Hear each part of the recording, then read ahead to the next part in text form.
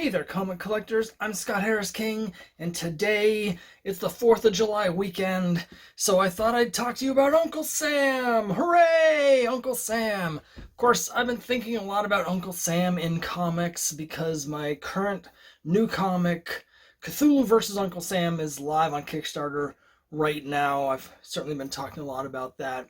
But because I've been working on that comic for a while and working on the Kickstarter for that comic, I've really been thinking about Uncle Sam in comics. And one of the many reasons I was really excited to work on this is because I felt like it was kind of returning Uncle Sam to his roots, because fundamentally, at his core, Uncle Sam is a comic character, has always been a comic character. And so I kind of wanted to talk about that, how his origins as a comic character, how he's been used in comic books specifically over the years, and just why it's so exciting to be sort of bringing Uncle Sam back into comics. And since it's the 4th of July, it just seemed like the perfect topic to cover this weekend. America, patriotism, Uncle Sam, and comic books. What else could you want? Some fireworks, some hot dogs, maybe a trip to the beach. But I can only supply some of those things on this video. But let's talk about Uncle Sam in comics. So as I said, fundamentally, Uncle Sam is a comic character at its core. If you look at the history of Uncle Sam, the name Uncle Sam is shrouded in mystery, but the first recorded references to Uncle Sam happen around 1810, just before the War of 1812. There's lots of legends about the origin of the name Uncle Sam. There's this whole legend that there's this guy named Sam who was supplying troops with supplies during the War of 1812, and because the boxes that they sent to him, it said like US, they started calling him Uncle Sam because his name was Sam and he was providing them stuff. My understanding is that that's kind of all just sort of nonsense. That legend didn't really come about until the 1840s. And it also doesn't make sense when you look at the recorded history. We know that as early as 1810, people were using the term Uncle Sam. Now, originally Uncle Sam was basically sort of just a colloquialism, like a slang term that where they're talking about the U.S. government. So they'd be like, like we would be like, Big Brother's watching you. At the time, they'd be like, oh yeah, that's Uncle Sam doing things. And they were specifically talking about the government itself. What started to happen, though, was political cartoons started becoming a bigger thing. More and more newspapers, more and more literacy. So we get into the 1830s, 1840s, and we start to see comic strips depicting Uncle Sam. Now, there were other characters at the time, characters that we no longer have, that have fallen out of use or are used in different ways now. There were basically three characters. There was Uncle Sam, who was, again, specifically the government. Then there's the character of Columbia. That's the woman that represented sort of the spirit of America. And people no longer really use Columbia in that sense. She was used throughout the 19th century, but by the beginning of the 20th century, as we'll talk about, Uncle Sam has been sort of sliding more and more into that role, and then Columbia Pictures sort of appropriated the image of Columbia, and she became associated with the movie company, and so Columbia has sort of disappeared. But if you look even in the late 19th century, Columbia was widely used at some of like the I think there was like a Columbia exhibition that was sort of like a World's Fair sort of thing. But so we had Columbia, we had Uncle Sam, but there was another character called Brother Jonathan. And Brother Jonathan was sort of the representation of the American people. So Uncle Sam was the government, Brother Jonathan was the people. And Brother Jonathan in these comic strips looked a lot like Uncle Sam now, except he didn't have a beard, right? He's got sort of the vest, he's got the pants, he sometimes has the top hat. He looks a lot like Uncle Sam. Doesn't have the beard. He's a younger person. So we start to get Uncle Sam. We start to get Brother Jonathan being drawn into these comic strips. And the two basically, over a period of some time, slowly started merging together. We no longer really have Brother Jonathan. If you said Brother Jonathan, no one's going to know who you're talking about. But back then it was a popular character. The two sort of started getting conflated, sort of started being used to mean the same sort of thing. And so instead of Uncle Sam specifically representing the government, Uncle Sam started representing America in a way that was more similar actually to the way Columbia was. And we start to get really in the 1860s and the 1870s, we get the famous cartoonist Thomas Nast starts sort of codifying what Uncle Sam looks like, and it's all comics. Again, it's all being done through comics. The visual representation of Uncle Sam, the idea of Uncle Sam, it comes from the comics of the time, which were mostly political cartoons, of course, because that was mostly what comics were in America in the 19th centuries, were one panel, single panel strips that were done for political reasons. This is, of course, Uncle Sam representing America, either the people or the government. He sort of was used for both. But Thomas Nast sort of really gave us what we know now. Of course, Thomas Nast also gave us our current, modern representation of Santa Claus. He was responsible for a lot of imagery that is very common now, and a lot of people don't know about him. But so Uncle Sam has this long history as a comic character. Specifically, we get the phasing out of Brother Jonathan. Uncle Sam sort of absorbs Brother Jonathan, and then we get the Uncle Sam look. We start getting with the beard, and then Columbia starts being phased out, and we get into like World War I. We have the famous propaganda posters with Uncle Sam, and magazine covers with that sort of thing. And Uncle Sam starts becoming again even bigger, more prominent symbol as the other symbols are disappearing. And then we get comic books. So Uncle Sam as a comic character with this symbolism is sort of the perfect comic character for the golden age of comics. And we see that in Quality Comics. Remember Pearl Harbor, big Uncle Sam comic. Uncle Sam was already appearing in National Comics from Quality. There's actually a Pearl Harbor story that came out before the attack on Pearl Harbor that basically was a fictionalized version of events that ended up happening later. But Uncle Sam, huge popularity in comics during the war. I wish I could show you some of these in hand, because I do have some issues in National Comics, but the ones with Uncle Sam are extremely expensive. So the ones that I have, which I've shown before on my YouTube channel, are from after he was phased out post-war. But we get Uncle Sam, really popular. He gets his own comic, Uncle Sam Quarterly. But here's where we, as the general public and as comic fans, sort of lose Uncle Sam because of like trademark and copyright issues. And again, I had done a whole video about trying to separate Uncle Sam's legality and the use of Uncle Sam.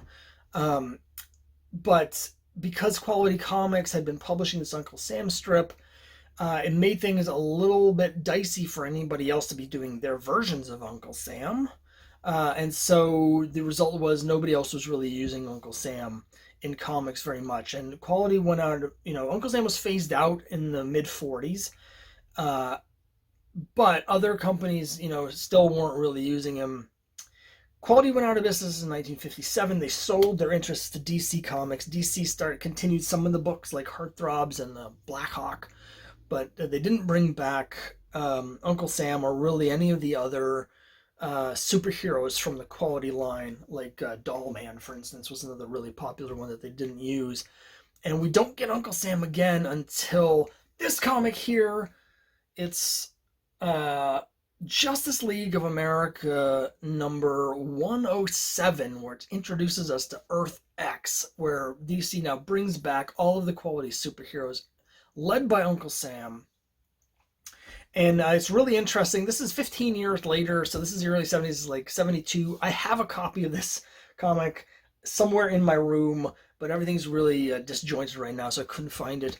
But we get Uncle Sam brought back, and DC does this really interesting thing where they bring all of the Quality superheroes back on Earth X. And Earth X is specifically a world where the Nazis won World War II, and Uncle Sam and these heroes are now resistance fighters that are resisting after America has been conquered. They're sort of leading this underground resistance. I think it's a really great idea.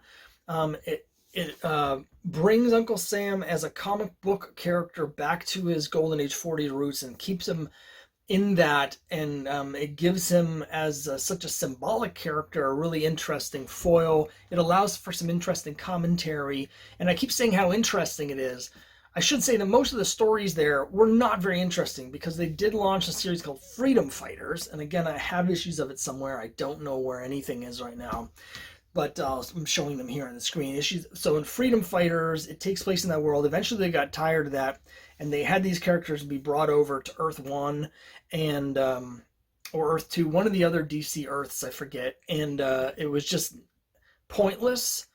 Um, and So that was the 70s for Uncle Sam. Uncle Sam comes back, but again, we have the same problem where Uncle Sam is kind of being used by a company that's sort of kind of protect a trademark that's dicey to begin with, because Uncle Sam is, obviously in the public domain, and it's just dicey to be trying to do that. But other companies, there's no point in risking it. Once in a while, though, we have something like this. I've shown this off before. I did a whole video on it. It's Captain America's Bicentennial Battles from 1976, which is an incredible book because it's 80 giant pages of Jack Kirby art with Captain America going through all of American history. But the back cover is Kirby's Uncle Sam. So once in a while, the companies would do stuff like this, but this is about what you could expect. DC occasionally using Uncle Sam and the Freedom Fighters and the characters from Earth X, the quality characters, and then other companies once in a while doing something like this, but not really anything. And I think it's really unfortunate that that a character who is based in comics like Uncle Sam was sort of taken away from comic book readers and taken out of that context. And now, of course, Uncle Sam as a symbol is ubiquitous everywhere, and you still get him in political cartoons, but he's sort of marginalized in comics because of the fact that a really big corporation decided to use him and muddy the waters in terms of trademark and copyright stuff. So, Uncle Sam, basically, the last time we really see DC do anything with Uncle Sam is really during Infinite Crisis, where all of those characters get killed. The Freedom Fighters are murdered. Uncle Sam is the only one that survives.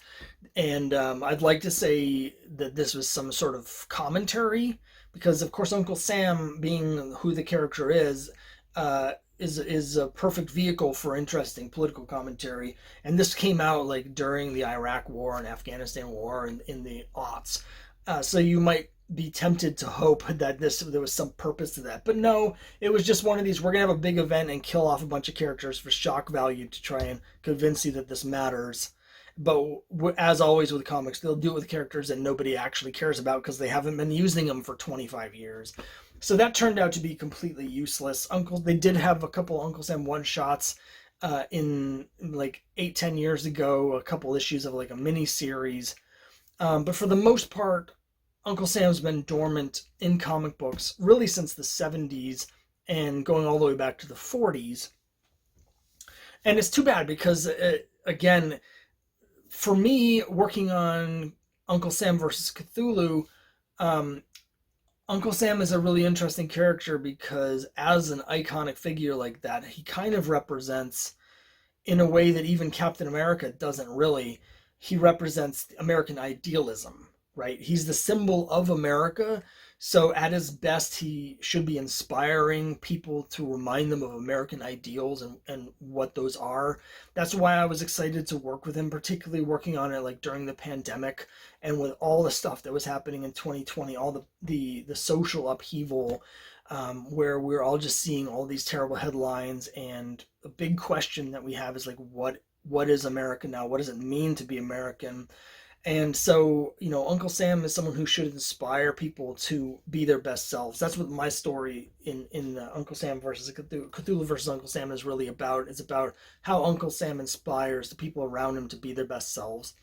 And so I was really excited to bring Uncle Sam back, but just knowing his history as a comic character, he should be in comics. Uncle Sam is a character made by artists, by comic artists, by comic strip artists, for comic strips. That's the purpose of Uncle Sam, is to be used in comics. So I was just really excited to use Uncle Sam in comics, and hopefully if this goes really well. Right now we're doing well, and I'm certainly hoping to be funded. I'm not taking anything for granted, but if we do well enough, I'd love to do more comics with Uncle Sam. So that's just a history, like a brief history of Uncle Sam and comics. I say brief, it took me 15 minutes to get to the point, as it always does, because I just love talking about comics, and I get so excited talking about the history of comics that I can't help myself, and I just go on and on. But anyway, that's it for this time. I hope you enjoyed this little look at the history of Uncle Sam. I'll have the links down below if you're interested in checking out my comic, Cthulhu vs. Uncle Sam. But even if you don't, check out some of this previous stuff. Some of the Earth X stories are interesting. It's a really interesting setup. All the Golden Age stuff is available for free online because it's all public domain. All the quality stuff is public domain, even though DC claims a lot of stuff on them. It's all public domain. So you can read those for free, totally legally online. And I certainly encourage you to do that because there's some great artists like Lou Fine and other great artists that worked on the Golden Age stuff. So let me know what you think. Leave your comments below. Tell me what you think of Uncle Sam. Tell me what you think about Uncle Sam in comic books, and whether people should use him, of course, as a political sort of icon representing America. He can mean a lot of things to a lot of different people. Some of those things may not be good to some people, so I'm curious to see what you think about the idea of using Uncle Sam and how he should be used, or if he should be used in comics. So tell me all your thoughts down below, and I'll see you next time.